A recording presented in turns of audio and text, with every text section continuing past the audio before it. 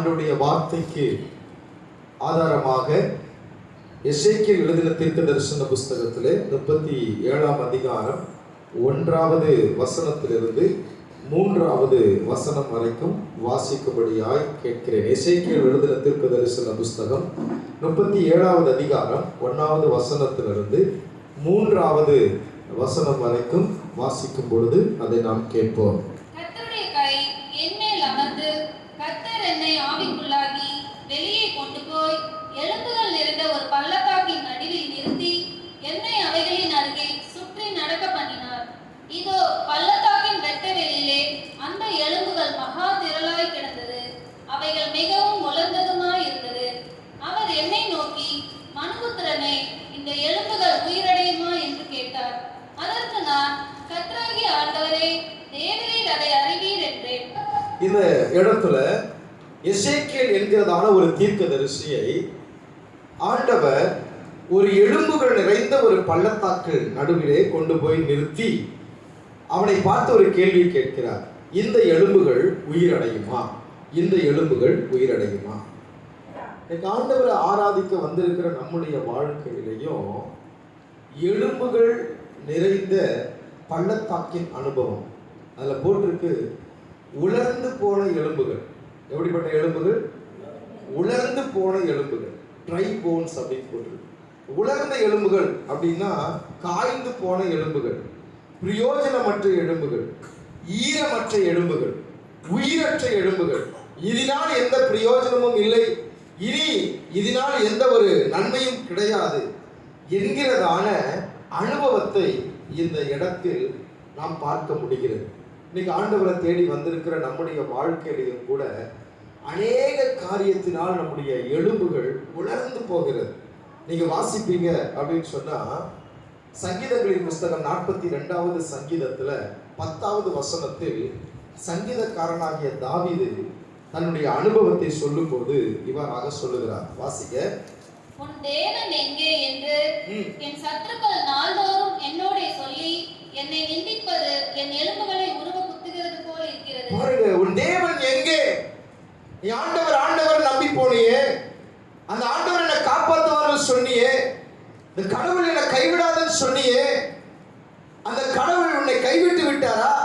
அந்த கடவுள் உன் வாழ்க்கையில ஏன் இதை அனுபவிச்சார்? ஏன் உனக்கு இந்த அவமானம்? ஏன் உனக்கு இந்த தலைகுனிவு அப்படின்னு மக்கள் நம்மை பார்த்து சொல்லும் பொழுது, மக்களுக்கு முன்னாடி நம்ம நிந்திக்கப்பட்டு அவமானப்பட்டு தெய்வத்தை நம்பினாங்க, இயேசுவை கும்பிட்டாங்க, இன்னைக்கு அவங்க வாழ்க்கை எப்படி இருக்கு பாரு அப்படின்னு ஏளனமான ஒரு நிலையில நம்முடைய வாழ்க்கை கடந்து போகும்போது நம்முடைய எலும்புகளை உருவ குத்துகிறது போல இருக்கிறது. சங்கீதக்காரன் தன்னுடைய அனுபவத்தை சொல்றான். என் மக்கள் என்னை நிந்திக்கையில் உன் கடவுள் எங்க போனார் அப்படின்னு சொல்லி என்னை பார்த்து அவர்கள் நிந்திக்கையில் என் எலும்புகளை உருவ குத்துகிறது போல இருக்கிறது. இன்னைக்கு ஆண்டவர் ஆராதிக்க வந்திருக்கிற நம்முடைய வாழ்க்கையில் கூட அப்படிப்பட்ட அனுபவத்தினுடைய நீங்கள் கடந்து போய் கொண்டிருக்கலாம். அநேக சூழ்நிலையில உன் கடவுள் என்ன தூக்கிட்டு இருக்கிறாரா? உன் கடவுள் உனக்கு என்ன செஞ்சாரு? உன் கடவுள் உன் வாழ்க்கையில இதை பார்த்துட்டு சும்மா இருப்பாரா? நீ அந்த கடவுளை நம்புறியே, என்ன உனக்கு கிடைச்சது அப்படின்னு பல நேரங்கள்ல உங்களை சூழ்ந்து இருக்கிற சமுதாய மக்கள், ஏன் உங்க பிள்ளைங்க கூட கேட்கலாம், சர்ச்சின் போறியா, என்ன அந்த இயேசுவோட கொட்டி கொடுத்துட்டாரா? பல கேள்விகளை கேட்டு வேதனையோடு இந்த ஆராதனையில் உட்கார்ந்துகிட்டு இருக்கலாம். எலும்புகள் குத்தப்பட்ட ஒரு அனுபவத்தோடு கூட இருக்கலாம். அப்படிப்பட்ட ஒரு அனுபவம் நம்முடைய எலும்புகளை, நிந்தனைகள் நம்முடைய எலும்புகளை உலர பண்ணுகிறது, அவமானங்கள் நம்முடைய எலும்புகளை உலர பண்ணுகிறது. மக்களுடைய வார்த்தைகள், மக்களுடைய பேச்சு, மக்களுடைய தேவையில்லாத புறங்கூறுதல், குற்றப்படுத்துதல், சாக்கிட்டு பேசுறது, எல்லாம் நம்முடைய எலும்புகளை என்ன செய்யலாம், உணர பண்ணுகிறது என்று சொல்லி பார்க்கிறோம். இன்னொரு இடத்துல நீங்க வாசிச்சு பார்ப்பீங்க அப்படின்னு சொன்னா 32வது சங்கீதத்துல 3வது வசனத்தை பாருங்க. 32வது சங்கீதம் 3வது வசனம். நான் அடக்கி வைத்த மட்டும் நித்தம் என் கதறுதலினாலே என் எலும்புகள் உலர்ந்து போயிற்று. பாருங்க, நான் அடக்கி வைத்த மட்டும் என் கதறுதலினாலே. எவ்வளவோ கண்ட்ரோல் பண்ணி பார்க்கிறேன். ஒரு சில பேர் பாருங்க அப்படியே சந்தோஷமா இருப்பாங்க, ஆனா சூழ்நிலைகள் அவங்க கிட்ட கொஞ்ச நேரம் எப்படி இருக்கிறீங்கன்னு பேசினா, கொஞ்சம் விசாரிச்சா போதும், மழை என்ன செய்வாங்க, அழுதுவாங்க. அடக்கி வச்சிருப்பாங்க. ஆனா அவங்க கிட்ட அவங்களுடைய சூழ்நிலையை காரியங்களை அவங்க பிரச்சனையை சொல்ல வரும்போது தானா என்ன செய்கிறது? கதறுதல். நம்முடைய எலும்புகளை உலர பண்ணுறான். சங்கீதக்காரன் சொல்றான், நான் அடக்கி வச்சிருக்கிறேன், என்கிட்ட எல்லாமே இருக்குது, நான் ஒரு அரசன் தான், ஆனாலும் எனக்குள்ளாக இருக்கிறதான அந்த குறைகள், எனக்குள்ளாக இருக்கிறதான அந்த ஏக்கம், எனக்குள்ளாக இருக்கிறதான வேதனை, எனக்குள்ளாக இருக்கிறதான அந்த கண்ணீர், அந்த கதறுதல் என்னை என்ன செய்து விடுகிறது? நித்தமும் நான் அடக்கி வைத்திருக்கிறேன், அது என் எலும்புகளை என்ன செய்கிறது? உலர பண்ணுகிறது. ஆமென். அல்லேலூயா. இன்னொரு வசனத்தை வாசிங்க. யோபுவின் புஸ்தகத்துல 4ஆம் அதிகாரம் 14வது வசனம். திகிலும் நடுக்கமும் என்னை பிடித்தது, என் எலும்புகள் எல்லாம் நடுங்கினது. இன்னைக்கு நம்முடைய வாழ்க்கையில எதிர்காலத்தை குறித்ததான பயமும் திகிலும், குடும்பத்தை குறித்ததான பயமும் திகிலும், இது யோபுவின் வாழ்க்கையில அவன் அனுபவித்ததான அந்த வியாதியினால் அவனுக்கு ஏற்பட்ட திகில். ஆசீர்வாதமாய் இருந்த அந்த மனிதன், கிழக்கத்தி புத்திரன் எல்லாம் மேன்மையுடையவனாய் ஆசீர்வதிக்கப்பட்டவனாய் இருந்த ஒரு மனிதன், அவனுடைய வாழ்க்கையில திடீரென்று ஏற்பட்டதான போராட்டத்தினாலே வியாதி கொண்டு அவன் நடுத்தருவில் உட்கார்ந்து இருக்கும்போது சொன்ன வார்த்தை, திகிலும் பயமும் என்னை பிடித்தது, என் எலும்புகள் எல்லாம் எனக்குள் நடுங்கிட்டு. நிறைய நேரத்துல நம்முடைய வாழ்க்கையில அந்த எலும்புகள் எல்லாம் நடுங்கிறதுக்கு காரணம் என்னன்னா பயம்.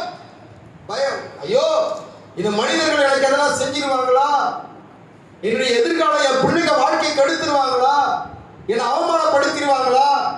என்னை ஏமாத்திடுவாங்களா? என் குடும்பம் ஒண்ணு இல்லாம போயிருமா? பலவிதமான பயத்தினால நம்முடைய எலும்புகள் என்ன செய்கிறதா? உலர்ந்து போகிறது அப்படின்னு சொல்லி பார்க்கிறோம். இன்னைக்கு ஆண்டவர் ஆராதிக்க வந்திருக்கிற தேவனுடைய ஜனமே, ஆண்டவர் சமூகத்துல வந்திருக்கிற நம்முடைய எலும்புகள் உலர்ந்து போகிற அளவுக்கு பலவிதமான நெருக்கங்களும் போராட்டங்களும் உங்கள் வாழ்க்கையில் இருந்தாலும் கர்த்தர் அவர்களுக்குள்ளாக, கர்த்தர் நம்முடைய எலும்புகளுக்குள்ளாக உயிர் வீழ்ச்சி உண்டு பண்ண அவர் போதுமான தேவன். அல்லேலூயா, அல்லேலூயா. இடத்துல வாசித்த சம்பவத்தெல்லாம் பார்த்தோம். நிந்தனைகள், அவமானங்கள், ஏமாற்றங்கள், தோல்விகள், நம்பிக்கை துரோகங்கள் நம்முடைய வாழ்க்கையில நம்முடைய எலும்புகளை உலர்ந்து போக பண்ணுகிறது. எத்தனை நாள் நம்புறது? எத்தனை நாள் எனக்கு இது கிடைக்கும் நான் விசுவாசிக்கிறது? எத்தனை நாள் நான் அந்த ஆண்டவரை விசுவாசிக்கிறேன், ஆனால் என்னை சூழ்ந்திருக்கிற ஜனங்கள் என்னை பார்த்து கேட்கிறார்கள், எங்க போவா கடவுள், இன்னுமா கடவுள் உனக்கு நன்மை செய்யல அப்படின்னு போராடி நம்முடைய வாழ்க்கையில பல காரியங்களை சொல்லும் பொழுது நம்முடைய எலும்புகள் எல்லாம் நடுங்குகிறது. அப்படிப்பட்ட அனுபவத்தோடு இருக்கிற உங்களை பார்த்து கர்த்தர் சொல்லுகிறார், உன் எலும்புகள் உலர்ந்து போய் இருந்தாலும் அவைகளுக்குள்ளாக இந்த மாதத்தில் நான் உயிர் வீழ்ச்சியை வர பண்ணுவேன். அல்லேலூயா, அல்லேலூயா. நிந்தனையினாலோ அவமானத்தினாலோ ஒரு எலும்பு உலர்ந்து போச்சா? வியாதியினால ஒரு எலும்பு உலர்ந்து போயிடுச்சா? இன்னைக்கு டாக்டர் சொல்லலாம், உன்னுடைய எலும்பெல்லாம் உலர்ந்து போயிடுச்சுமா, ஒரு எலும்பெல்லாம் தேய்மானம் ஆயிடுச்சு, இனி அதை ஒண்ணும் பண்ண முடியாது. ஆபரேஷன் பண்ணாலும் ஒரு எலும்புகளுக்குள்ள மறுபடியுமாக எந்த ஒரு அசைவும், எந்த ஒரு காரியமும் நடக்காது என்று டாக்டர்ஸ் ரிப்போர்ட் இருக்கலாம். ஆனால் ஆண்டவர் சொல்லுகிறார், நான் அந்த எலும்புகளுக்குள்ள ஜீவனை உண்டு பண்ணுவேன்.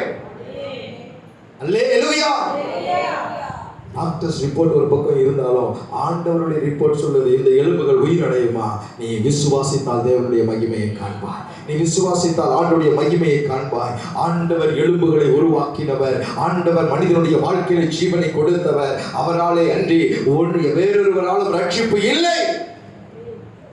ஆமென், அல்லேலூயா. சரீரத்தில் இருக்கிற பலவீனத்தை குறித்து கலங்கி உட்கார்ந்துட்டு இருக்கலாம், குடும்பத்தில் இருக்கிற போராட்டங்கள் உன் எலும்புகளை உலர்ந்து போக பண்ணியிருக்கலாம். இவைகளினால ஒவ்வொரு நாளும் கண்ணீர் வெடித்து இந்த சங்கீதக்காரனை போல நித்தம் கதறுவதனாலே உன்னுடைய இரவுகளை கழித்து கொண்டிருக்கலாம். நீ விசுவாசித்தால் ஆண்டவர் அப்படிப்பட்ட சூழ்நிலைகளை உன்னுடைய வாழ்க்கையை விட்டு மாற்றி எந்தெந்த இடங்களெல்லாம் உலர்ந்து போய் கிடக்கிறது என்று சொல்லி நீ வேதனையோடு இருக்கிறாயோ அங்கெல்லாம் கர்த்தர் ஒரு உயிர் வீழ்ச்சியை ஆண்டவர் இந்த உபவாச நாட்களிலே தந்தருளுவாராக. ஆண்டவர் இந்த உபவாச நாட்களிலே அவருடைய வல்லமை வெளிப்படுத்தி அவர் ஜீவனுள்ள தேவன் என்பதை உன் வாழ்க்கையில் நிரூபிப்பாராக. உன்னுடைய வாழ்க்கையில முயற்சி எடுத்து இதெல்லாம் நடக்காது, இதெல்லாம் ட்ரை போன்ஸ், இந்த எலும்புகளுக்கு உயிர் வர்றதுக்கு வாய்ப்பே இல்லை, இவைகள் பள்ளத்தாக்கிலே தூக்கி வீசப்பட்டாச்சு, இனி இது மறக்கப்பட வேண்டியது என்று சொல்லி பல காரியங்களை மறந்து போய் இருந்தாலும் அவைகளுக்குள்ளாக ஆண்டவர் ஜீவனை கொடுக்க அவர் போதுமானவர். எத்தனை பேர் விசுவாசிக்கிறீங்க? அல்லேலூயா. அநேகருடைய குடும்ப உறவுகள் உலர்ந்து போய் இருக்கலாம், குடும்ப வாழ்க்கை, குடும்ப உறவு உணர்ந்து போய் இருக்கலாம். பிசாசு சொல்லலாம், மனுஷன் சொல்லலாம், இனி உன்னுடைய குடும்ப உறவு கட்டப்படாது, இனி உனக்குள்ள இருக்கிற உறவுகள் மறுபடியும் நல்லா சீர் பொருந்துறதுக்கு வாய்ப்பே இல்லை. ஒரு ரிலேஷன்ஷிப் அவ்வளவுதான், எல்லாம் முடிந்து போயிடுச்சு, எல்லாம் உடைந்து விட்டது, இனி மறுபடியும் உனக்கு சந்தோஷம் கிடைக்காது, இனி எங்கதான் நீ தேடினாலும் உன்னுடைய வாழ்க்கையில மறுமலர்ச்சி உண்டாகாது என்று சூழ்நிலைகள் இருக்கலாம். பிசாசும் சொல்லலாம், மனுஷனும் சொல்லலாம். ஆனால் ஆண்டவர் சொல்லுகிறார், உணர்ந்து போய் இருக்கிற உன் குடும்ப உறவை நான் புதுப்பிக்கிற கர்த்தர். அல்லேலூயா. உணர்ந்து போய் இருக்கிற உன் சரீரத்தின் எலும்புகளிலே ஜீவனை உண்டு பண்ணி அந்த ஜீவனின் மூலமா உன்னை நடக்க பண்ணுகிற கர்த்தர். யாருக்கு கர்த்தர் செய்வார்? விசுவாசித்தால் ஆண்டவருடைய மகிமையை நீ என்ன செய்வ? பார்ப்ப. அல்லேலூயா. என்னுடைய பொருளாதாரங்கள் உணர்ந்து போய் இருக்கலாம். பொருளாதாரத்துல இன்னைக்கு நல்லா இருந்துடலாம், இன்னைக்கு வருமானம் வந்துடும், இந்த மாசம் செழிப்பாயிருவோம், இந்த மாசம் முன்னேறிடுவோம், இந்த மாசம் ஒரு நல்ல வேலை கிடைச்சிரும், இந்த மாசம் என்னுடைய கணவன் ஒரு ஒழுங்கா வேலைக்கு போவாரு, இந்த மாசத்துலயாவது நான் எப்படின்னா மேல வந்துருவேன்னு சொல்லி அந்த பொருளாதாரத்துக்காக பார்த்து பார்த்து பார்த்து அவைகள் எல்லாவற்றிலும் இனி இந்த பொருளாதாரத்தில் எனக்கு முன்னேற்றமே வராது, இனி என்னுடைய கடனை அடைக்கவே முடியாது, இனி எனக்கு நன்மை நடக்காது என்று சொல்லி உன்னுடைய பொருளாதாரம் உணர்ந்து போயிருந்தாலும் கர்த்தரை பார்த்து சொல்றாரு, நான் அதில் ஜீவனை உண்டு பண்ணுவேன், நான் அதில் ஜீவனை உண்டு பண்ணுவேன். அல்லேலூயா, அல்லேலூயா.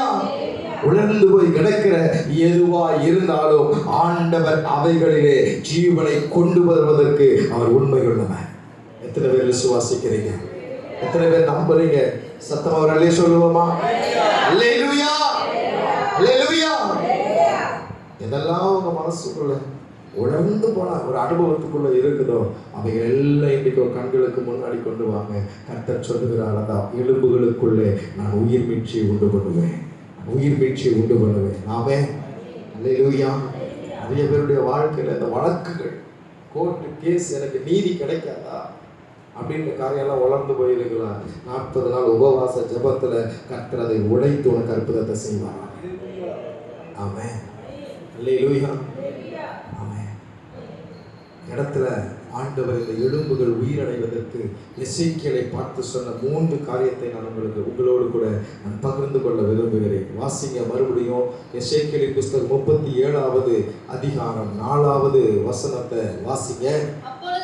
அப்பொழுது அவர் நீ இந்த எலும்புகளை குறித்து தீர்க்க தரிசனம் உரைத்து இந்த எலும்புகளை குறித்து தீர்க்க தரிசனம் உரைத்து அவைகளை பார்த்து சொல்ல வேண்டியது என்னவென்றால், ஆமென், அல்லேலூயா.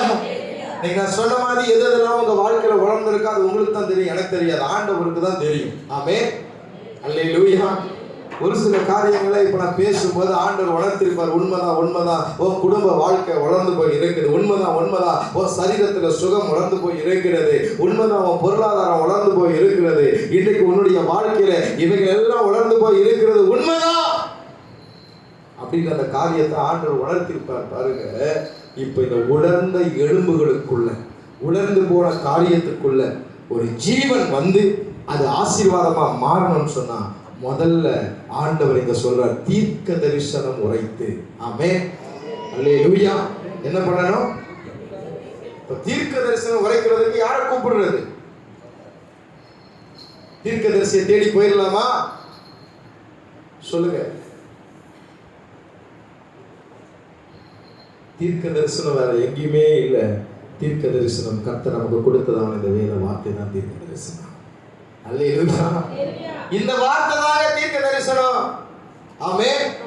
நீங்க உங்க சூழ்நிலையை பார்த்து தீர்க்க தரிசனம் உரைத்தால் கர்த்தர் உலர்ந்து போய் இருக்கிற அந்த எலும்புகளுக்குள்ளாக உயிரை கொண்டு வருவார்.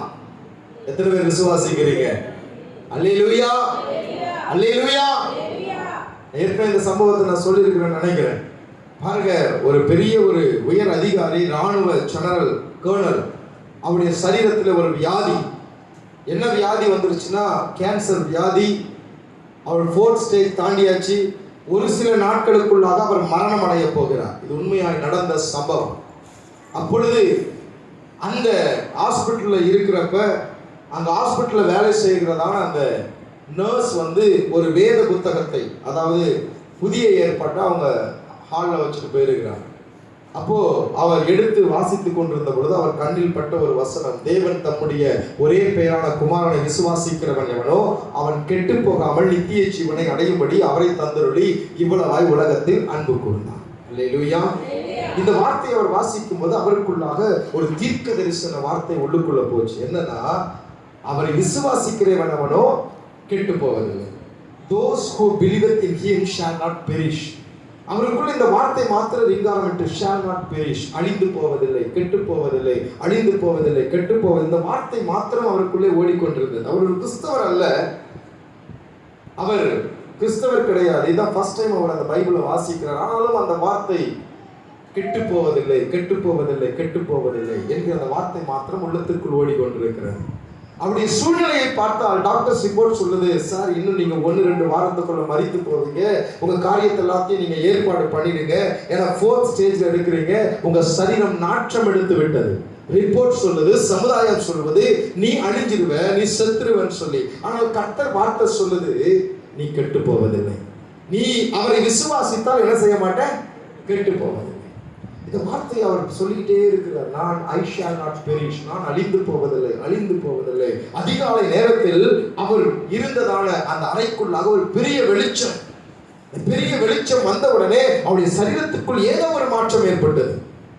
உடனடியாக அவர் உணர்ந்தார், என்னுடைய சரீரத்தில் ஏதோ ஒரு மாற்றம் ஏற்பட்டு இருக்கிறது. அடுத்த நாள் காலையில டாக்டர்ஸ் செக் பண்ண வரும்பொழுது, சார் மீண்டும் என்ன ஸ்கேன் பண்ணி பாருங்க, என் சரீரத்தில் அந்த கேன்சருக்கான அறிகுறி இருக்காதுன்னு சொல்லி ஏதோ ஒரு மாற்றம் ஏற்பட்டிருக்குது. உடனடியாக அவங்க சொன்னாங்க, இவர் சாக போறதுனால பயந்துமா சொல்றாரு.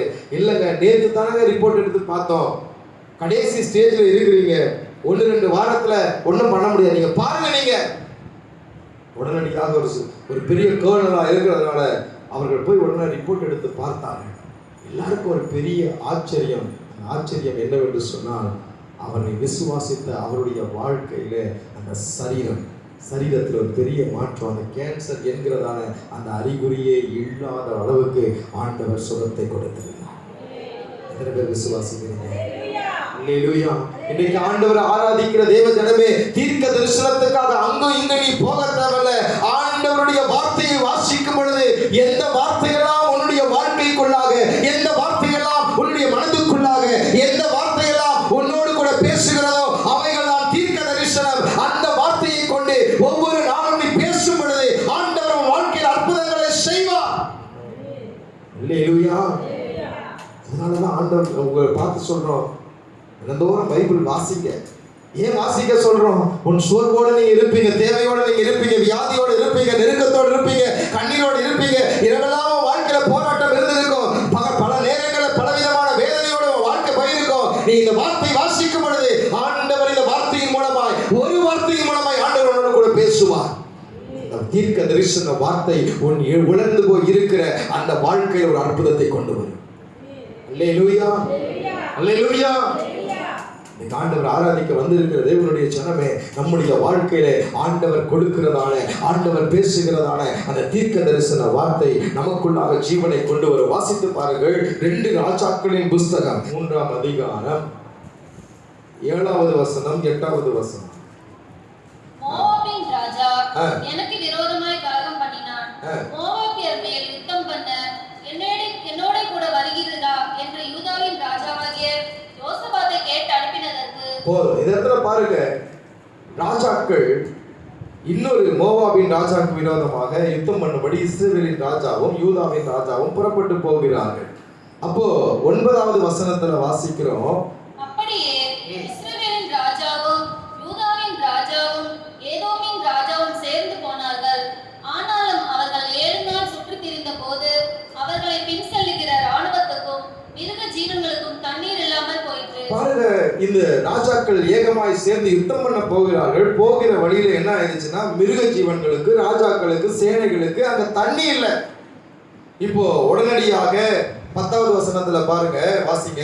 அப்பொழுது இஸ்ரவேலின் ராஜா, ஐயோ, இந்த 3 ராஜாக்களையும் கர்த்தர் மோவாபியரின் கையில் ஒப்புக்கொடுக்க வரவழைத்தாரே என்றார்.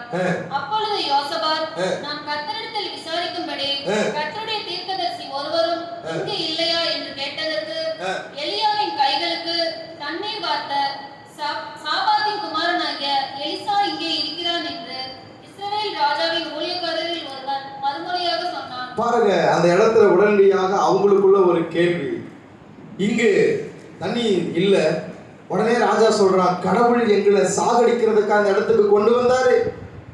இந்த வனாந்திரத்துல தண்ணீர் இல்லாமல் நாங்களும் எங்களுடைய யுத்த சேனைகளும் அழிவதற்காகவா அந்த தேவன் எங்களை கொண்டு வந்தார் என்கிறதான ஒரு முறுமுறுப்பும் புலம்பலையும் பார்க்கிறோம்.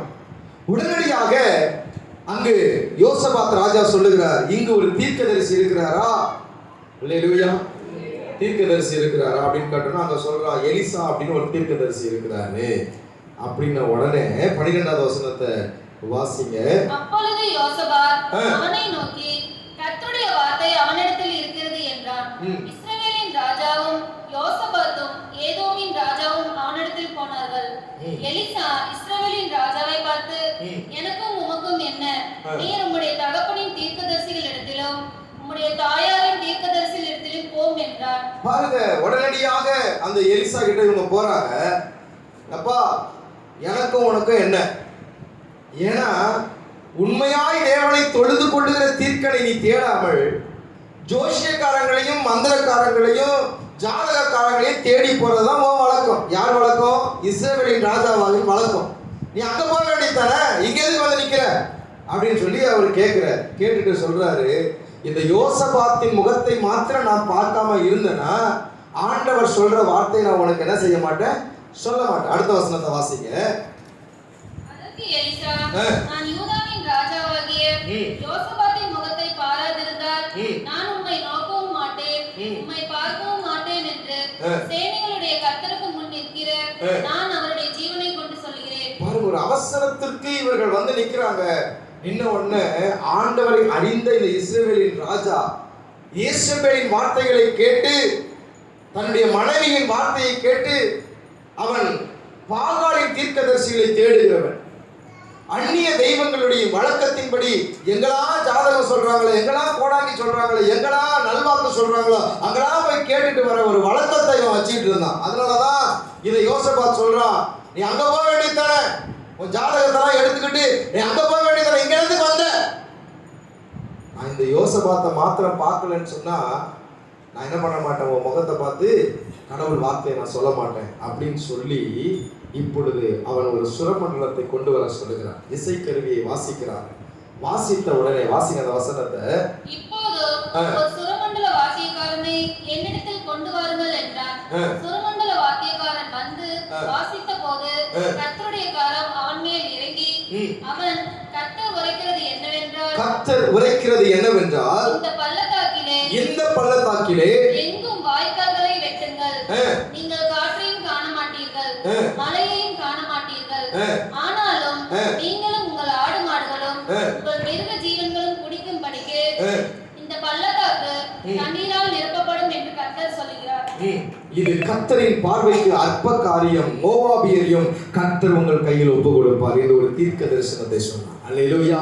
வனாந்திரமான ஒரு இடம், பாழாய் போன ஒரு இடம், தண்ணீர் அற்ற ஒரு சூழ்நிலை, இனி வாழ்க்கை வாழ்வதற்கு வழியே இல்லை. வந்த நாம் இந்த பாலைவனத்துல, இந்த வனாந்தரத்துல தண்ணீர் இல்லாமல் நாம் மடிந்து போக வேண்டும் என்கிற அந்த சூழ்நிலையிலே கர்த்தருடைய வார்த்தை வருகிறது. காற்றையும் காண மாட்டீர்கள், மழையையும் பார்க்க மாட்டீர்கள், உங்கள் வாய்க்கால்கள் தண்ணீரால் நிரப்பப்படும். அல்லேலூயா. வார்த்தையை அவர்கள் விசுவாசித்தார்கள். ஆமென். அல்லேலூயா. இன்னைக்கு ஆண்டவரை தேடி வந்திருக்கிற தேவனுடைய பிள்ளைகளே, தீர்க்க தரிசன வார்த்தை நம்முடைய வாழ்க்கையில் இருக்கிற மனாந்திரத்தின் அனுபவத்தை மாற்றும்.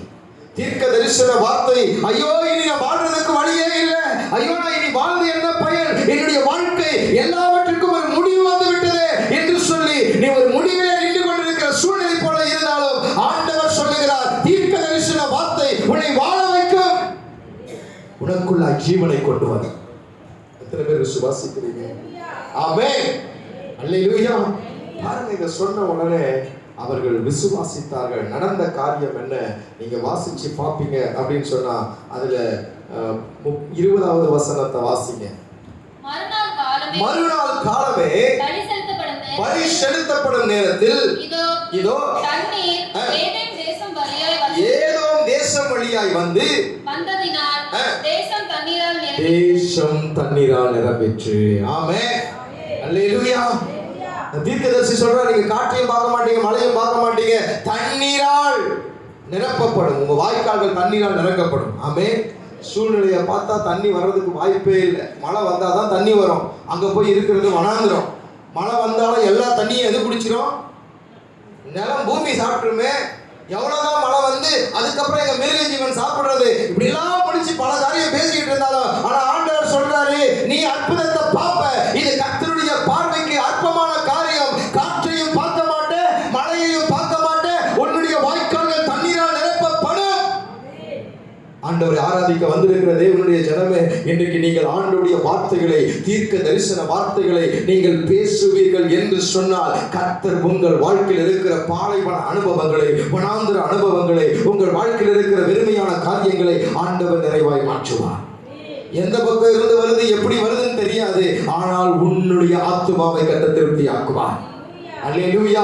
எலியாவை காகத்தை கொண்டு போஷித்தவர், எலியாவை விதவையை கொண்டு போஷித்தவர். ஓ, வனாந்திரத்திலே தண்ணீரை வரவழைத்த அந்த ஆண்டவருடைய தீர்க்க தரிசன வார்த்தை உன் வாழ்க்கையில் இருக்கிறதா வறட்சியை மாற்றும், உன் வாழ்க்கையில் இருக்கிறதா தோல்வியை மாற்றும், உன் வாழ்க்கையில் இருக்கிறதா விரக்தியை மாற்றும். நீ எலும்புகள் உலர்ந்து போயிற்று, ஐயோ என்னுடைய வாழ்க்கையில ஒரு நன்மையும் கிடைக்காது, இனி எதுக்குமே பிரயோஜனம் இல்லாம நான் வாழட்டும் என்று சொல்லி உன்னுடைய வாழ்க்கையின் முடிவிலே இந்த ராஜாக்களை போல புலம்பிக் கொண்டிருந்தாலும் கர்த்தர் சொல்லுகிறார், நீ அறியாத இடத்திலிருந்து நான் உனக்கு அதிசயங்களை தோன்ற பண்ணுவேன். நீ எதிர்பாராத இடத்திலிருந்து நான் உனக்கு ஒத்தாசை அனுப்புவேன். நீ எதிர்பாராத இடத்திலிருந்து உனக்கு நான் நன்மைகளை கொடுப்பேன்.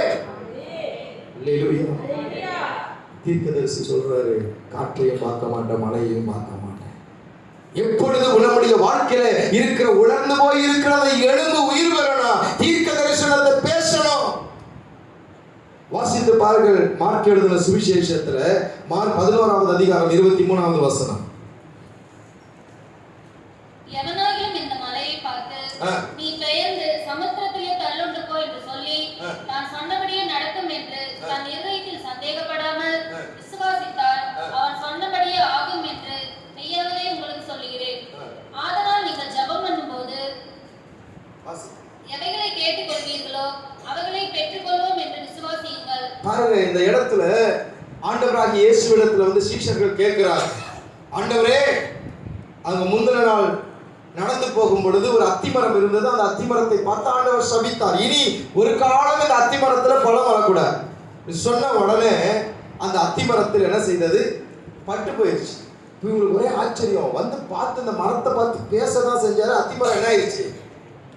இப்படி ஒரு வல்லமை எப்படி ஆண்டவரை கிரியை செய்து எங்களுக்கும் அந்த மாதிரி கிடைக்குமா அப்படின்னு இயேசு கிட்ட வந்து கேட்கிறாங்க. அப்ப ஆண்டவர் சொல்றாரு, நீங்கள் இந்த மலையை பார்த்து என்ன செய்யுங்க, என்ன பண்ணுங்க.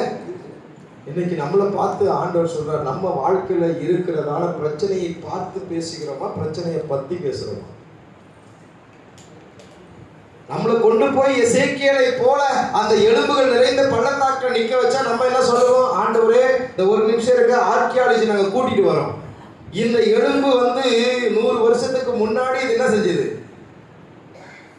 எப்பயோ சண்டை போட்டு இதெல்லாம் எலும்பா இந்த பள்ளத்தாக்கில் கிடக்குது.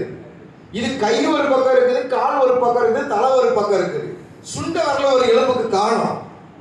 இதெல்லாம் எப்படி சேரும்? அவருக்கு நம்ம என்ன செஞ்சுட்டு இருப்போம்?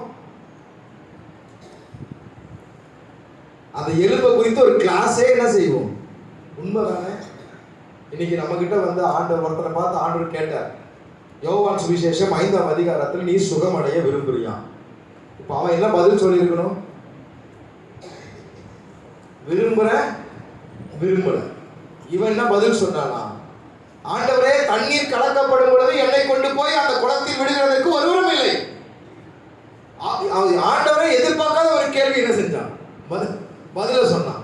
நான் கேட்ட கேள்வி என்ன, வேணுமா வேணாமா? இவன் என்ன பதில் சொன்னோம்? ஒண்ணு சுகமாகறான், இல்லைன்னா இப்போ அவனுடைய சூழ்நிலை என்ன ஆயிடுச்சுன்னா ஒரு பெரிய எக்ஸ்பிளனேஷன். இந்த குளத்தில் எத்தனையோ பேர் வந்து சுகம் பெற்றாங்க. பாருங்க ஆண்டவரே, நேற்று நைட்டு கூட ஒருத்தன் விழுந்து சுகமாயிட்டு போனா ஆண்டவரே.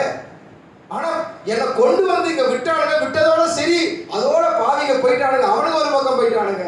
இங்க பக்கத்துல நேற்று என் பக்கத்துல நல்லாவே பேசிட்டு இருந்தான், அவன் போய் விழுந்து சுகமானா, கொஞ்சமாவது எவனை இறக்கப்பட்டானா? இப்படியே அவன் வந்து எக்ஸ்பிளனேஷன் கொடுக்குற ஆண்டவருக்கு நிறைய நேரத்தில் நம்ம வாழ்க்கையில ஆண்டவர் வந்து கேட்குற, நான் உனக்கு அற்புதம் செய்யணுமா, செய்யுங்க ஆண்டவரே. ஆனால் கொஞ்சம் பாருங்க, எங்கள் வீட்டுக்காரெல்லாம் மாறதுக்கு வாய்ப்பே இல்லை, அவருக்கு அந்த ஆல்கஹால்லாம் உடம்பு ஃபுல்லாக ஊறிடுச்சு, அவர் குடியெல்லாம் வாய்ப்பே இல்லை ஆண்டவரை நிப்பாட்டுறதுக்கு. அவருக்கு நம்ம என்ன செஞ்சுட்டு இருப்போம்? எப்படி ஆண்டவரே மாறுவார்? எப்படி ஆண்டவரே எனக்கு இந்த பொருளாதாரம் பாருங்க ஆண்டவரே, எனக்கு வேலையே இல்லை, வருமானமே இல்லை, எப்படி என் கடன் மாற ஆண்டவரே? ஆனால் ஜபம் மட்டும் என்ன செய்வோம்? வல்லமையா என்ன பண்ணிக்கிட்டு இருக்கோம்? இன்னைக்கு ஆண்டவர் சொல்லுகிறார், நீ அந்த எலும்புகளை பார்த்து தீர்க்க தரிசனம் சொல்லு. அல்லேலூயா. நம்ம வாழ்க்கையில் அற்புதம் நடக்கணும்னா இயேசு சொன்னார், மழையை பார்த்து என்ன பண்ணு, மழையை பத்தி பேசாது. அது எவ்வளவு பெரிய மழையா இருந்தாலும் மழையை பெயர்த்து அதை சமுத்திரத்தில் தள்ளக்கூடிய வல்லமை அவர் மாத்திரமே, அவருக்கு மாத்திரமே உண்டு. அவர் அதை எப்படி செய்யணுமோ அதை அப்படி செய்வார். நம்ம அவருக்கு ஆலோசனை கொடுக்க வேண்டியது அவசியமே கிடையாது. ஆண்டவரே புல்டோசர் அனுப்புங்க ஆண்டவரே, இவ்வளோ நேரம் ஜெபம் பண்ண புல்டோசர் வரல, இவ்வளோ நேரம் ஜெபம் பண்ண கவர்மெண்ட் அந்த ஸ்கீம் வரல, அந்த மழை எப்போ போகும்? உனக்கு தேவை மழை போகணும், அவ்வளோதான். அல்லேலூயா. நம்ம அவருக்கு வந்து கவுன்சிலிங் போட்டு கொடுத்து ஒரு பெட்டிஷன் ஒரு 10,000 கடன் அடைக்கணும்னா, ஆண்டவரை இந்த ஆள் மனசுல பேசி அவங்கிட்ட பேசி நீங்க என்ன பண்ணுங்க, கடனை அங்க பேசுங்க இங்க பேசுங்க, இப்படி ஆண்டவரை இதெல்லாம் நம்ம யோசனை. இது இல்லை, உன் தேவை என்ன? நீ சொல்ல வேண்டிய வார்த்தை, நீயோ கடன் கொடுப்பாய், கடன் வாங்காதிருப்பாய். நீ இதை மட்டும் சொல்லிக்கிட்டு உன் கடனை கர்த்தர் அடைக்கிறதுக்கு உதவி செய்வான். அல்லேலூயா. நிறைய நேரத்தில் நம்ம பண்ற ப்ராப்ளமே என்னன்னா, நம்ம ஒரு சின்ன காரியத்தை பற்றி பேசிக்கிட்டே இருப்போம். அந்த சின்ன காரியம் வளர்ந்து வளர்ந்து வளர்ந்து வளர்ந்து ஒரு பெரிய பர்வதமாக நிற்கும். அதனால தான் அன்றைக்கி ஆண்டவர் செருபாபேலை பார்த்து சொன்னார், பெரிய பர்வதமே நீ செருபாபேலுக்கு முன்பாக ஏமாத்த, நீ சமபூமியா. ஆமென். இப்போ இன்னைக்கு உங்க வாழ்க்கையில ஆண்டவர் அற்புதம் செய்யணும்னா என்ன பண்ணணும்? முதல்ல பார்த்து பேசணுமா பத்தி பேசணுமா? மலையை பார்த்து பேசணுமா மலையை பத்தி பேசணுமா? மலையை பத்தி ரொம்ப நல்லா பேசலாம்ல, ஆனா மலையை பார்த்து பேசினாதான் எல்லாம் லூசுன்னு சொல்லுவாங்க. இல்ல, நம்ம போய் நின்று மலையை பார்த்து, மலையை போ சமுத்திரத்துக்குன்னு போய் டெய்லியும் பார்த்து பேச என்ன சொல்லுவாங்க? பைத்தியம் சொல்லுவாங்க. அதான் ஆண்டவர் சொல்றாரு, கிறிஸ்துவுக்கு நம்ம யாரா? ஞானிகளை வெட்கப்படுத்தும்படி தேவன் பைத்தியமானவைகளை தெரிந்து கொண்டார். அல்லேலூயா. ஒருவேளை யோசிக்கலாம், ஏன்னா பைத்தியக்காரத்தனமா இருக்குது. எப்படி ஒரு ஐயா வந்து கேட்டார், சர்ச்சைக்கு வந்ததா என் கடன் மாறிடுமா? சர்ச்சைக்கு வந்தா நான் வாங்கி வச்சிருக்கிற இந்த லோன்லாம் அடைஞ்சிருமா? ஆண்டவர் தேடுங்க கிடைக்கும். அது எப்படி நடக்கும்? பயங்கர வாக்குவாதம். அப்புறம் இந்த வாக்குவாதத்துக்கு முற்றுப்புள்ளி வச்சு, நீங்க சொல்றீங்க நான் வரேன் அப்படின்னு வந்தாரு. ஆச்சரியமாய் கர்த்தர் கடனை எல்லாம் அடைத்து இன்றைக்கும் வாழ வைத்திருக்கார். வேற அம்மாவை போய் மகளிர்ல அவங்க சொல்றாங்க, நான் போய் விளக்கெல்லாம் கொடுத்த மாட்டேன், கடன்லாம் வாங்க மாட்டேன், வருமானம் இல்லை, நான் கடன் வாங்கி ஆகணும். நம்ம முடியாதுன்றாங்க. 2 பேரும் வந்து நிற்கிறாங்க. என்ன பண்றது? ஆண்டவர் நம்பி வாங்க, ஆண்டவர் கடனை அடைப்பார், உங்க பிரச்சனை மாறும், உங்க தேவையை சந்திப்பார். நீங்க சொல்றீங்கன்னு வரேன்னு இன்னைக்கு வரைக்கும் வந்துட்டு இருக்கிறார். கிட்டத்தட்ட 8-9 வருஷம் ஆகுது. அந்த எவ்வளவோ பலவீனத்திலையும் சைக்கிளில் வந்து ஜெபம் பண்ணிட்டு இருக்கிறாரு. கர்த்தர் அவரை குறைவில்லாமல் நடத்துகிறார். அவங்க சுற்றி இருக்கிறவங்களாம் கேட்குறாங்க, இவர் சொல்கிறாரா, ஆண்டவர் அந்த மாதம் எனக்கு ஒரு 10,000 ரூபாய் ஆண்டவர் வருமானம் தரார். டியூஷன் இல்லை, வேலை இல்லை, பிள்ளைகள் இல்லை, உறவினர் உதவி இல்லை, அவங்க வச்சுதானே பேசுகிறேன் நான், யாருமே இல்லை, ஆனால் மாதம் 10,000 வருது. எப்படி வருது? அவருக்கும் தெரியாது. சுற்றி இருக்கிறவங்க சும்மா சொல்லாதீங்க சார், அது எப்படிங்க வரும் அப்படின்னு அவர்கிட்ட போய் வாக்குவாதம் பண்றாங்க. நீ ஆண்டவரை நம்புங்க, உங்களுக்கு ஆண்டவர் சந்திப்பார். எப்படிங்க வரும்? அதுதாங்க கர்த்தரால் கூடாத அதிசயமான காரியம் ஒன்று. நம்ம வழி போட்டு வைப்போம்.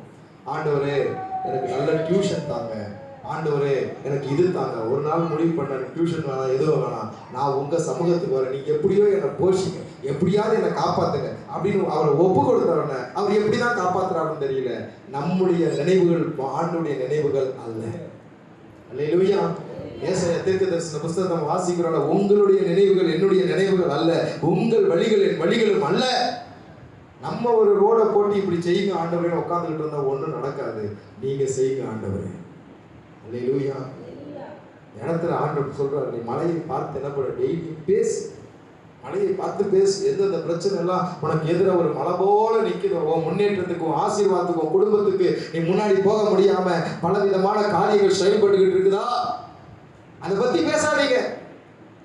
நம்மள அதை பத்தி தான் பேசிட்டு இருக்கோம். பாஸ்டர் நல்லா தான் பாஸ்டர் இருந்தா, ஒரு எலுமிச்சம்பழத்தை போட்டான் பாஸ்டர், அந்த எலுமிச்சம்பழம் உருண்டு வந்துச்சு பாருங்க, அது போய் என்னாச்சுன்னா அங்க பார்த்தா குங்குமம் இருந்தது, அதை தாண்டி அந்த பக்கம் போனா ரத்தம் இருந்தது, அதை தாண்டி போனா ஆண்டவர் என்ன சொல்றாரு, அதை பார்த்து பேசு. இயேசுவின் நாமத்தினால உனக்கு விரோதமாக உருவாக்கப்படும் எந்த ஆயுதமும் வாய்க்காதே போக. இயேசுவின் நாமத்தில் போயிட்டு ஒன்னும் வாய்க்காது. ஆமென். அல்லேலூயா. நான் கிளம்புறப்பயே இவங்க வந்து என்ன பண்றாங்க, நம்ம அதை பத்தியே பேசிட்டு இருந்தோம்னா பிசாசு நம்ம என்ன செஞ்சிருக்கோம், ஹோல்ட் பண்ணிடுவோம், பிடிச்சிருக்கோம். நம்ம பேச வேண்டியது ஆண்டுடைய வார்த்தை. கர்த்தர் நமக்கு கொடுத்திருக்கிற தீர்க்க தரிசன வார்த்தை எங்க இருக்குது? ஏன்னா தீர்க்க தரிசி தேடி போயிடாதே. பாஸ்டர் சொன்னாரு அப்படின்னு எலிசா மாதிரி ஆண்டா கிடைப்பாளான்னு இன்னைக்கு கிளம்புறாரு. இதுதான் தீர்க்க தரிசன வார்த்தை. இந்த வார்த்தையை பேசி பாருங்க, கர்த்தர் உங்களுக்கு அற்புதங்கள் செய்வார்.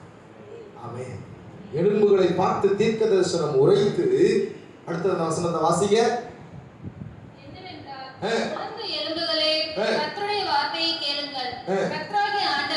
உலர்ந்த எலும்புகளை, இரண்டாவது தீர்க்க தரிசனம் உரைத்து கர்த்தருடைய வார்த்தை என்ன பண்ணுங்க, கேளுங்கள். ஆமென். இரண்டாவது நம்ம பேசுறது மாத்திரமல்ல, கேட்கவும் செய்யணும். அல்லேலூயா. இந்த இடத்துக்கு நம்ம ஏன் வாரமானா வரோம், ஆண்டவர் எதனா என்கிட்ட பேசணும். இன்னைக்கு வந்திருக்கிற நிச்சயமாய் நம்மோடு கூட கர்த்தர் பேசிக் கொண்டிருக்கிறத நான் உணர்றேன். உணர்ந்து போய் இருக்கிற நம்ம வாழ்க்கையிலே ஆண்டவர் அந்த உலர்ந்த எலும்புகளுக்குள்ளாக உயிரை உண்டு பண்ண போதுமானவர் என்கிற இந்த வார்த்தை நிச்சயமாய் இந்த சபைக்கு கட்ட தந்தார் என்று நான் விசுவாசிக்கிறேன். அல்லேலூயா. ரொம்ப புதுசா வந்தாங்க, ஒரு 2 வாரம் தொடர்ந்து வந்தாங்க. இன்னைக்கு வேலை என்னன்னு தெரியல. அவங்க சொல்லியிருக்கிறாங்க, அவங்க எஸ்தரமாயிட்டு சொல்லியிருக்கிறாங்க, அங்கே வந்து உட்கார்ந்தாலே எனக்குள்ள ஒரு நல்ல ஒரு உற்சாகம் வருது, ஒரு புது தெம்பு வருது. அதனால நான் எப்படின்னா வேலைலாம் முடிச்சுட்டு அங்கே வந்து ஒரு கொஞ்ச நேரமாவது உட்காந்து கர்த்தர் வார்த்தையை நான் என்ன செய்யறேன், கேட்கிறேன். ஆமென். உன் பிசாசு விட மாட்டான், ஆலயத்துக்கு வர்றதுக்கு விட மாட்டான், ஆண்டவர் சத்தத்தை கேட்கறதுக்கு விட மாட்டான். ஊர்க்கதை பேசணும்னா நம்ம என்ன செய்வோம், நல்லா ஜாலியா ஒரு வீடு விட்டு 2 வீடு விட்டு 3 வீடு விட்டு 2 தெரு விட்டு 4 தெரு விட்டு கிராமமா போறதுக்கு ரெடியா இருக்கும். ஊரா போய் எல்லா கதையும் பேசுறதுக்கு என்ன செய்வான் பிசாசு, போ பத்தாது போயிட்டே இருக்கணும். ஆண்டவர் வார்த்தை கேட்கறதுக்கு 1000 சாக்கு என்ன பண்ணிடுவோம். எங்க பாஸ்டர் கிளம்புனா, பாஸ்டர் தண்ணி வந்துருச்சு, பாஸ்டர் வெண்ணி வந்துருச்சு, பாஸ்டர் அண்ணி வந்துருச்சு, பாஸ்டர் கிளம்புறப்பதான் எல்லாம் வரும். தண்ணி வெண்ணி அண்ணி எல்லாம் எப்பதான் வருவாங்க, கர்த்தர் வார்த்தையை கேட்கலான்னு போறப்பதான் என்ன செய்வாங்க. கர்த்தர் வார்த்தையை கேட்க கேட்க கேட்க அந்த வார்த்தை உங்கள் உணர்ந்து போன அனுபவத்தை எத்தனை விசுவாசிக்கிறீங்க. அல்லேலூயா. ஆலயத்துக்குள்ள வரும்போது எத்தனையோ பேர் ஆரம்ப நாட்கள்ல இன்னைக்கு 10 வருஷம் வந்தவங்க உண்டு, 5 வருஷம் வந்தவங்க உண்டு, 2 வருஷம் வந்தவங்க உண்டு, 1 வருஷம் வரவங்க உண்டு, 6 மாசம் வரவங்க உண்டு, 3 மாசம் வரவங்க உண்டு. நீங்க வரும்போது உணர்ந்து போய் வந்தீங்க. ஒவ்வொரு வாரத்திலும் ஆண்டவர் உங்களோடு கூட பேசுகிற அந்த வார்த்தைகளை கேட்க கேட்க கேட்க அந்த வார்த்தை உங்களுக்குள்ளாக விசுவாசத்தையும் நம்பிக்கையும் ஏற்படுத்தி, நம்பிக்கை அற்று இருந்ததால உங்கள் வாழ்க்கையில் ஜீவனை கொடுத்து இன்றைக்கு இந்த சமுதாயத்தில் நடக்க வைத்திருக்கிறதால் கர்த்தருடைய வார்த்தை. ஆமென். சோர்ந்து போய் வருகிற உனக்கு ஆண்டவர் திடத்தை கொடுக்கிறாராம், பலன் இல்லாதவனுக்கு ஆண்டவர் பலத்தை கொடுக்கிறாராம், சத்துவம் இல்லாதவனுக்கு ஆண்டவர் சத்துவத்தை கொடுக்கிறாராம். எப்படி ஆண்டவர் இதை கொடுக்கிறார்? கர்த்தருடைய வார்த்தை நம்முடைய வாழ்க்கையிலே அற்புதத்தை செய்கிறது. ஏதோ எங்கிருந்தோ எடுத்து பேசலங்க, இங்க இந்த ஆண்டவர் எழுதி கொடுத்த வார்த்தையை விலக்கி சொல்லிக்கிட்டு இருக்கிறேன். நம்ம சூழ்நிலைக்கு ஏற்ற மாதிரி கர்த்தர் நம்மோடு கூட பேசுகிறார். அந்த வார்த்தையை கேட்க கேட்க கேட்க உணர்ந்து போய் இருக்கிற உன்னுடைய வாழ்க்கையிலே ஜீவன் உண்டாகும். உணர்ந்து போய் இருக்கிற உங்களுடைய வாழ்க்கையிலே இருக்கிறதான பொல்லாத வல்லமைகள் விலகி போகும். அந்த ஆண்டவர் உங்களை வாழ வைப்பார். கர்த்தருடைய வார்த்தை கேளுங்கள். ஆமென். ஏதோ ஒரு நேரத்தில் கர்த்தர் பேசுவார். அல்லேலூயா. அந்த கூட ஒன்றும் பிரச்சனை இல்லை. நீங்க முழிக்கிறப்போ ஒரு வார்த்தை பேசுவாரு, அது உங்க காதுகளுக்குள்ள போவோம். அந்த வார்த்தையை மூலம் கர்த்தர் அற்புதத்தை செய்வார். 2 காரியம் சொன்னார். 1 பேசணும், 2வது என்ன பண்ணணும், கேட்கணும். நீங்க பைபிள் வாசிக்கும் போது கூட மனசுக்குள்ள வாசிக்கணும், சத்தமா வாசிக்கணும். அந்த சத்தம் உங்க காதுல என்ன செய்யட்டும்? கேட்கட்டும். சத்தமா வாசிக்கும். அந்த மாதிரி வாசிங்க. அந்த சத்தம் நம்முடைய காதுகளில் கேட்கும் பொழுது உலர்ந்த எலும்புகள் உயிரோடு கூட எழும். ஆமென். அல்லேலூயா, அல்லேலூயா. ஆண்டவருடைய நாமம் மகிமைப்படுவதாக. கர்த்தருடைய வார்த்தையை கேட்க கேட்க கேட்க நம்முடைய வாழ்க்கையில் இருக்கிறதான அந்த உலர்ந்த அனுபவங்கள் மாறும். ஆலயத்திற்கு வந்து ஆண்டுடைய வார்த்தையை கேட்கணும். வேதத்தை வாசிக்கும் போது ஆண்டுடைய வார்த்தையை கேட்கணும். ஜெபிக்கும் போது நம்ம ஆண்டவர் சமூகத்தில் நம்ம பண்ற பெரிய தப்பு என்னன்னா, ஜெபம் பண்றப்போ ஒரு பெரிய லிஸ்ட் தேஞ்சி போன ரெக்கார்டு மாதிரி என்ன பண்ணுவோம்? ஸ்தோத்திர பலிகள் 1000, வாக்குத்தத்தம் 1000, அது 1000, இது 1000, இது 7000, இது 10000 எல்லாம் முடிச்சுட்டு 1 மணி நேரத்துக்கு அப்புறம் ஓடிடுவோம். அவர் என்னையா சொன்னார்? நீ 1000க்கு பதில் கர்த்தருடைய வார்த்தை என்ன செய்யறது? என்ன கேட்கிறோமா? நம்ம எல்லா 1000மும் நம்ம என்ன செய்வோம்? எல்லா புக்கும் இருக்கும். ஒரு பேக் ஜெபம் பண்ண வரும்போது ஒரு பெரிய பேக் எடுத்துட்டு வருவோம். ஸ்தோத்திர பலிகள் 1000, வாக்குத்தத்தம் 1000, அதுக்கப்புறம் எல்லாமே என்ன செய்யறோம்? சரி, எல்லாம் முடிஞ்சிச்சு. ஆண்டவர்கிட்ட சொல்ல வேண்டியது சொல்லியாச்சு. இப்போ 1000 ஸ்தோத்திர பலிக்கு அவர் என்ன பதில் சொன்னாரு? சொல்லுங்க. பதில் சொல்றாரா? எங்க பாஸ்டர் நேரம் இருக்குது. இதை சொல்றதுக்குள்ள பிரேயர் பண்ணிடுறோம். வீட்டுக்கு என்ன பண்ணிடுறோம்? அவர் ஏதோ சொல்ல வருவார். நாளையில இருந்து கொஞ்சம் ஸ்தோத்திர பலியை மாத்துமா, கொஞ்சம் ஒரு 2 பாட்டு பாடுமான்னு சொல்ல வருவார். அது கேட்கறதுக்கு நமக்கு என்ன இல்லை? எல்லா பலியும் சொல்லிட்டு நம்ம பாட்டுக்கு என்ன பண்ணுறது? வழக்கம் போல 10 வருஷம் ஆனாலும் பலி என்ன செஞ்சுட்டு இருக்கு? போயிட்டே இருக்குது. அவரு என்ன சொல்ல வர்றாரு? அவர் ஸ்தோத்திர பலி கேட்கிறாரா, வாக்குத்தத்தத்தை கேட்கிறாரா, பாட்டு பாட சொல்றாரா, இல்ல பேசாம உட்காந்து இன்னைக்கு அப்படின்னு சொல்றாரா, பைபிளை வாசின்னு சொல்றாரா? அதெல்லாம் நமக்கு கவலையே கிடையாது. ஜப நேரம் அப்படின்னாலும் என்ன பண்ணணும்? நம்ம பொண்ணா வாய்ப்பாடு சொல்ற மாதிரி ஓர் 1 1 ஓர் 2 2 ஆரம்பிச்சு விட்டேன்னு சொல்லிட்டு நம்ம பாட்டுக்கு என்ன பண்ணிடுறோம்? கர்த்தருடைய வார்த்தை கேள், ஜப நேரத்துல கேள், வேதத்தை வாசிக்கிறப்ப கேள், ஆலயத்துக்கு வரும்போது கேள். உன் வாழ்க்கையில் இருக்கிற உலர்ந்து போன அனுபவங்களை கர்த்தர் மாற்றுவார். ஆமென். அல்லேலூயா. கடைசியா பார்க்கும்போது அந்த இடத்துல பார்க்கிறோம். நீங்க வாசிச்சீங்க அப்படின்னு சொன்னா 5வது வசனத்தை வாசிங்க. கர்த்தராகிய ஆண்டவர் இந்த எலும்புகளை நோக்கி, இதோ நான் உங்களுக்குள் ஆவியை பிரவேசிக்க 3வது ஆவியை பிரவேசிக்க. தீர்க்க தரிசனம் உரைக்கும் போது கர்த்தர் வார்த்தையை கேட்கும் போது பரிசுத்த ஆவி உன் இருதயத்தை நிரப்புவார், பரிசுத்த ஆவி உன் வாழ்க்கையை நிரப்புவார், பரிசுத்த ஆவி உன்மேல் நிழலிடுவார். ஆமென். அல்லேலூயா. அப்போஸ்தலர் நடவடிக்கைகள் 2ஆம் அதிகாரத்துல பார்க்கும் பொழுது 120 பேர் மேல் வீட்டு அறையிலே அவர்கள் உட்கார்ந்து காத்து கொண்டிருக்கிறார்கள். அவர்கள் வாழ்க்கை உலர்ந்து போயிற்று. இயேசுவை நம்பி 3.5 ஆண்டு காலங்கள் தங்கள் தொழிலை விட்டார்கள். இயேசுவை நம்பி எல்லாவற்றையுமின்றி அவரை பின்பற்றி வருகிறார்கள். இப்பொழுது இயேசு பரமேறி போய்விட்டார். இவர்கள் போய் 120 பேரும் ஒரு பயத்தோடு, ஒரு கலக்கத்தோடு ஒரு மேல் வீட்டு அறையிலே உட்கார்ந்து என்ன செய்வது, இனி நாங்கள் எப்படி வாழ்றது, அந்த இயேசுவை இல்லைன்னு சொல்லி அவர்கள் உட்கார்ந்து ஜெபம் பண்ணி கொண்டிருந்த பொழுது அங்கு பரிசுத்த ஆவியானவர் அந்த அறை முழுவதுமாய் நிரப்பினார். ஆமென். அல்லேலூயா. அங்கு தேவனுடைய ஆவி அந்த இடத்திலே வீசப்பட்ட பொழுது நடந்த காரியம் என்ன?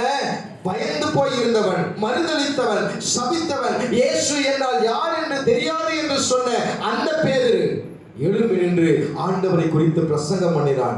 எந்த இயேசு எனக்கு தெரியாதுன்னு சொன்னானோ அந்த இயேசுவை குறித்து சாட்சி சொல்லுகிறான். தைரியமாய் எழுந்து சொல்லுகிறான். அவரே ஜீவாதிபதி என்று சொல்லுகிறான். ஜீவாதிபதியை கொலை செய்தீர்கள் என்று சொல்லுகிறான். இவன் சொன்ன அந்த வார்த்தையை கேட்ட 3000 பேர் ரட்சிக்கப்படுகிறார்கள். 5000 பேர் சபையில் சேர்த்துக் கொள்ளப்படுகிறார்கள். 3ஆம் அதிகாரத்திலே வாசிக்கும் பொழுது அங்கு முடவனாய் கிடந்தவன் அந்த இடத்தில் அவனை பார்த்து இவன் பேசுகிறான். இயேசுவின் நாமத்தில் எழும்பு நட என்று சொன்ன பொழுது இவனுக்குள் இருந்த அந்த வல்லமை, இவனுக்குள் இருந்த பரிசுத்த ஆவியானவர் அவன் முடவனாய் கிடந்தவன் எழும்பி நடக்கும்படி செய்தார். அல்லேலூயா. 3வது காரியம், தேவ ஆவி நம்முடைய வாழ்க்கையை நிரப்பும் பொழுது உலர்ந்து போன அந்த அனுபவம் மாறும். ஆமென். அல்லேலூயா. வாசிங்க இப்ப கடைசியா 10வது வசனத்தை வாசிங்க. எனக்கு கற்பித்தபடி நான் தீர்க்க தரிசனம் உரைத்தேன். அப்பொழுது ஆவி அவர்களுக்குள் பிரவேசித்தது. அவர்கள் உயிரடைந்து காலூன்றி மகா பெரிய சேனையாய் நின்றார்கள். அப்பொழுது அவர் என்னை நோக்கி, மனுபுத்திரனே, இந்த எலும்புகள் இஸ்ரவேல் வம்சத்தார் அனைவருமே, இதோ அவர்கள் எங்கள் எலும்புகள் உலர்ந்து போயிற்று, எங்கள் நம்பிக்கை அற்று போயிற்று,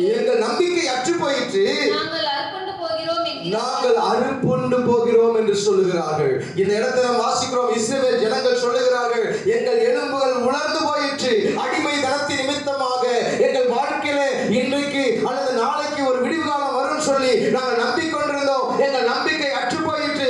எங்கள் வாழ்க்கை முழுவதுமாக நாங்கள் அடிமை தனத்திலே, எங்கள் வாழ்க்கை முழுவதுமாக வேதனையிலே கழிந்து போய் விடும் என்று சொல்லி நம்பிக்கை இல்லாத இருந்த அந்த இஸ்ரவேல் ஜனங்களை பார்த்து ஆண்டவர் சொல்லுகிறார், நீ ஆண்டவரை விசுவாசிக்கும் பொழுது, நீ ஆண்டுடைய தீர்க்க தரிசனத்தை பேசும்போது, நீ ஆண்டுடைய வார்த்தையை கேட்கும் பொழுது, கர்த்தருடைய ஆவி உன்மேல் இறங்கி வரும் பொழுது, நீ உன்னுடைய எலும்புகள் எல்லாம் ஒரு சேனையாய் எழும்பு. அல்லேலூயா. ஆண்டவர் சமூகத்தில் வந்திருக்கிற நம்முடைய வாழ்க்கையிலே கூட உணர்ந்து போய் இருக்கிறதான அனுபவங்களை ஆண்டவர் மாற்ற போதுமானது. எத்தனை பேர் விசுவாசிக்கிறீங்க? அல்லேலூயா. நாம செய்ய வேண்டிய ஒரு காரியம், அதை பார்த்து பேச போகிறோம்.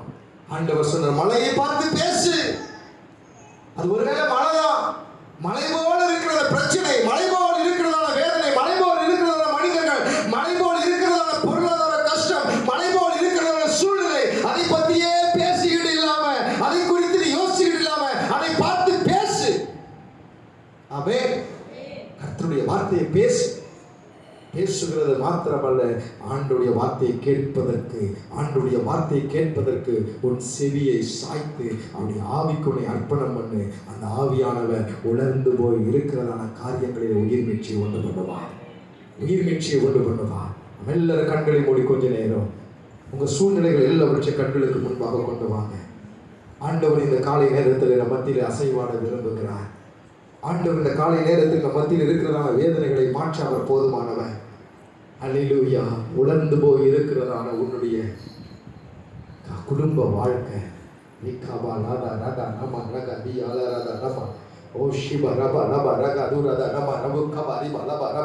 வேதத்தில் சொல்லுகிறது, சாராளின் கர்ப்பம் செத்து போயிற்று, சாராளின் கர்ப்பம் உணர்ந்து போயிற்று.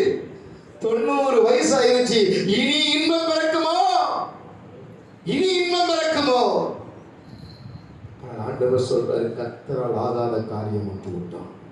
கர்த்தரால் ஆகாத காரியம் ஒன்று உண்டோ? ஆபிரகாமை பார்த்து ஆண்டவர் சொல்லுகிறார், நீ விசுவாசி.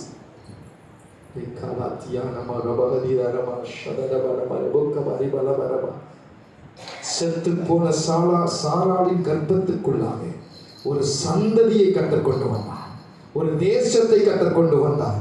அந்த ஆண்டவர் இன்றைக்கும் ஜீவனோடு கூட இருக்கிறார். அந்த ஆண்டவர் இன்றைக்கும் ஜீவனோடு கூட இருக்கிறார். அந்த ஆண்டவர் இன்றைக்கும் இந்த ஆராதனையிலே நம்மத்திலே உலாவிக் கொண்டிருக்கிறார், உலாவிக் கொண்டிருக்கிறார். நீ எங்கும் அற்புதத்துக்கு அலைய தேவையில்லை, நீ எங்கும் அற்புதத்துக்காக ஓட தேவையில்லை. ஆண்டவர் உன் கரத்தில் கொடுத்திருக்கிற அந்த தீர்க்க தரிசன வார்த்தையை பேசு, பேசு. ஒரு நாள் ஆபிரகாம் சோர்ந்து போய் இருக்கும்போது ஆண்டவர் அவனை அழைத்து வெளியே கொண்டு போய் நிறுத்தி வானத்தை அனாந்து பார் என்று சொன்னார். இவன் வானத்தை பார்த்தான். என்னப்பா பார்க்கிற? நட்சத்திரம் இருக்குது, என்னப்பா? எண்ணி பார்த்தான். 1 2 3 ஒரு 10 15 எண்ணி பார்த்தான். அதுக்கு மேல அவனால முடியல. ஆண்டவர் சொன்னாரு, இந்த வானத்து நட்சத்திரத்தை உன்னால என்ன முடியல, அது போல நான் ஒரு சந்ததியை பெருக பண்ணுவேன். அவன் அப்படியே விசுவாசிச்சாங்க. ஆபிரகாம் கர்த்தரை விசுவாசித்தான், அது அவனுக்கு நீதியாய் எண்ணப்பட்டது. ஒருவேளை அவன் சொல்லியிருக்கலாம், எங்க சார், எங்க ஆகும், யாருக்கு 100 வயசு ஆகுது, என் மனைவிக்கு 90 வயசு ஆகுது, இதெல்லாம் நடக்குமா? இன்னைக்கு வாழ்க்கையில அநேக நேரத்துல இப்படிப்பட்ட ஒரு கேள்வி, நான் பார்க்கிற வேலையினால என்னுடைய பிரச்சனை முடியுமா, என் கடன் மாறுமா,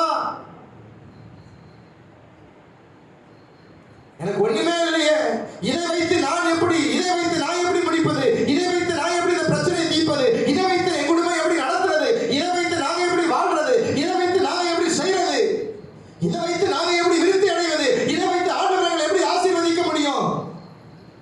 கரத்தில் இருக்கிற ஒன்றும் இல்லாத அந்த காரியங்களை பிசாசு காண்பித்து முடியாது முடியாது முடியாது உள்ளத்துக்குள்ள அநேக நெகட்டிவான எண்ணங்களையும் அநேக நெகட்டிவான வார்த்தைகளையும் எதிர்மறையான வார்த்தைகளை பிசாசு விதைத்திருக்கிறான். இன்னைக்கு ஒரு தீர்மானம் எடுத்து, ஆண்டவரே நீர் எனக்கு தருகிற உம்முடைய வேதத்தின் நேர்மறையான வார்த்தைகள் பேசட்டும். ஒப்பு கொடுங்க. ஆண்டவரே, இன்னையிலிருந்து ஆண்டவரே நான் எதிர்மறையா பேசாம, நெகட்டிவா பேசாம, ஆண்டவர் நெகட்டிவா யோசிக்காம, என்னுடைய சுயபலத்தோடு சுய ஞானத்தோடு நான் யோசித்து ஓடாம, நீர் எனக்கு கொடுத்திருக்கிற வேதத்தின் அடிப்படையில பேச எனக்கு கிருபை செய்யுங்க ஆண்டவரே. ஒப்பு கொடுப்பீங்களா? ஒப்பு கொடுப்பீங்களா? ரீகாபா அலாதா அரதா நபா நபா. இன்னைக்கு போய் வீட்டில் ஒரு ஹோம்வொர்க் பண்ணுங்க. எதெல்லாம் பிசாசு வாழ்க்கையில உணர்ந்து போச்சுன்னு சொல்லி இருக்கிறாங்களோ, ஒருவேளை அது கோர்ட்டு கேஸா இருக்கலாம், ஒருவேளை உங்க பிள்ளைகள் வாழ்க்கையா இருக்கலாம், ஒருவேளை அது சரீர பலவீனமா இருக்கலாம், ஒருவேளை உங்களுடைய கடன் பிரச்சனையா இருக்கலாம். இதெல்லாம் முடியாது, இதெல்லாம் நம்ம தான் கஷ்டப்பட்டு செய்யணும், இதுதான் நம்ம தான் அடையணும், இப்படி பல காரியத்தை சொல்லி சொல்லி சொல்லி வச்சிருப்பான். அதை ஒரு பக்கம் எழுதுங்க, இந்த பக்கம் ஆண்டோடைய வார்த்தையை கேட்டு அந்த பிரச்சனைக்குரிய வார்த்தையை எழுதுங்க. அந்த பிரச்சனை எப்பொழுதெல்லாம் உங்க மனசுக்குள்ள வருதோ அப்பொழுதுதான் கர்த்தருடைய தீர்க்க தரிசன வார்த்தையை பேசுங்க. அப்பெல்லாம் கர்த்தருடைய தீர்க்க தரிசன வார்த்தையை பேசுங்க. ஆண்டவர் நிச்சயமாய் அந்த காரியங்களில் எல்லாம் ஒரு மாற்றத்தை கொண்டு வருவார். ஆண்டவர் நிச்சயமாய் உன் வாழ்க்கையில் ஒரு மாற்றத்தை கொண்டு வருவார். எதெல்லாம் நடக்காது என்று சொல்லி நீங்க எழுதி வைத்தீங்களோ, இந்த 24வது ஆண்டு முடிவிலே அவைகள் எல்லாவற்றுக்கும் ஒரு முடிவை கர்த்தர் உண்டு பண்ணி இருக்கிறதை பார்த்து 25வது ஆண்டு தொடங்கும் பொழுது ஆண்டவரை மகிமைப்படுத்துகிற ஒரு ஆண்டாக, ஆண்டவருக்கு நன்றி செலுத்துகிற ஒரு ஆண்டாக கர்த்தர் ஒரு புதிய வருடத்தை ஆண்டவர் துவக்குவதற்கு உதவி செய்வார். பல ஆண்டுகள் அந்த பிரச்சனை பத்தியே தான் நம்ம பேசிக்கிட்டு இருக்கிறோம். பல ஆண்டுகள் நம்முடைய வாழ்க்கையில் இருக்கிற சூழ்நிலை பத்தி தான் பேசிக்கிட்டு இருக்கிறோம். பல ஆண்டுகள் நாம் காண்டதான எல்லா குறைகளை பத்தி தான் நம்ம பார்த்து பேசிக்கிட்டு இருக்கிறோம். இன்னைக்கு ஆண்டவர் சொல்லுகிறார், உணர்ந்து போய் இருக்கிறதான உன்னுடைய வாழ்க்கையிலே நான் அற்புதத்தை செய்ய போதுமானவர். நீ விசுவாசிக்கிற, ஆனா நீ விசுவாசித்ததை பேசல. நீ நம்புற, ஆனா நீ நம்புறத பேசல.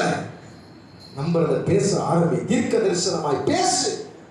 நடக்காத ஒரு காரியம் தான், ஆகாத ஒரு காரியம் தான், இன்னும் அது முடியலதான், ஆனாலும் வாய்க்கால்கள் தண்ணீரால் நிரப்பப்படும் என்கிற அந்த தீர்க்க தரிசன வார்த்தை அந்த வனாந்திரத்தில் கேட்டபொழுது ஆண்டவர் ஏதோ தேசத்தின் வழியாய் தண்ணீரை கர்த்தர் அனுப்பினார்.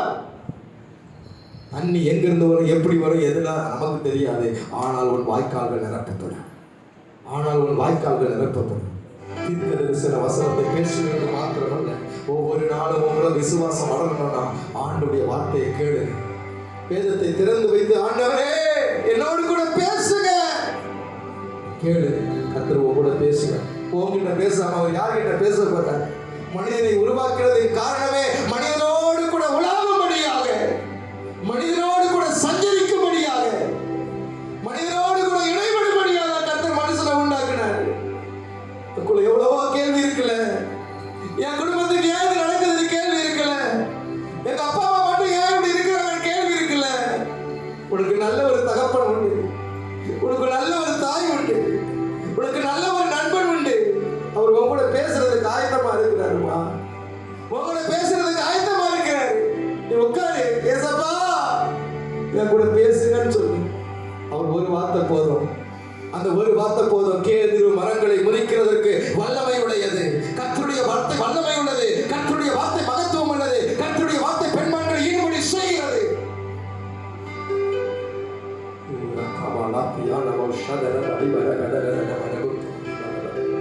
ஆனா அதை விட்டு நீ எங்கேயோ போய் மனுஷனுடைய ஆறுதல் வார்த்தையை தேடுறியே, மனுஷன் நல்ல வார்த்தை கிடைக்குமான ஓடுறியே. இவங்க கிட்ட பேசுனா கொஞ்சம் நிம்மதியா இருக்கணும். மனுஷன் கிட்ட பேசுற, ஆனா எந்த மனுஷன் உனக்கு நிம்மதியை தந்தாரோ அவன் மூலமாய் வேதனை.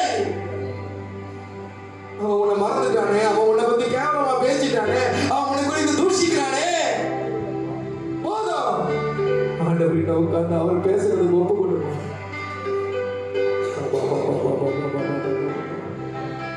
ஆவியின் வல்லமை நம்மை நிரப்ப இந்த காலை நேரத்தில் ஆண்டவரின் ஆலயத்தை அவருடைய ஆவியினால நிரப்ப போதுமானவராக இருக்கிறார். அன்றைக்கு ஜனத்தின் மேல் அசைவாடின அதே ஆவியானவர், அந்த எலும்புகள் மேல் அசைவாடின அதே ஆவியானவர். அந்த எலும்புகள் எல்லாம் சீரில்லாததா இருந்தது, அந்த எலும்புகள் எல்லாம் ஒழுங்கில்லாததா இருந்தது. அன்னைக்கு ஜனத்தின் மேல் ஆண்டவர் அசைவாடின பொழுது உலகம் பூமி ஒழுங்கின்மையா இருந்தது. பரிசுத்த ஆவியானுடைய அசைவாடுதல் ஒழுங்கற்று போயிருந்த அந்த பூமியின் மேல் உலாவினதினால் அங்கு ஒழுங்கு வந்தது. ஆவியானவர் ஆலயத்தில் அசைவாடட்டும். ஒப்பு கொடுப்போம். நிறைய நேரத்தில் ஆண்டவருக்காக வாழணும்னு நினைக்கிறேன். எப்படின்னா ஆலயத்துக்கு வந்துடும் நினைக்கிறேன். நீ கர்த்தர் வார்த்தையை கேட்டு பலப்பட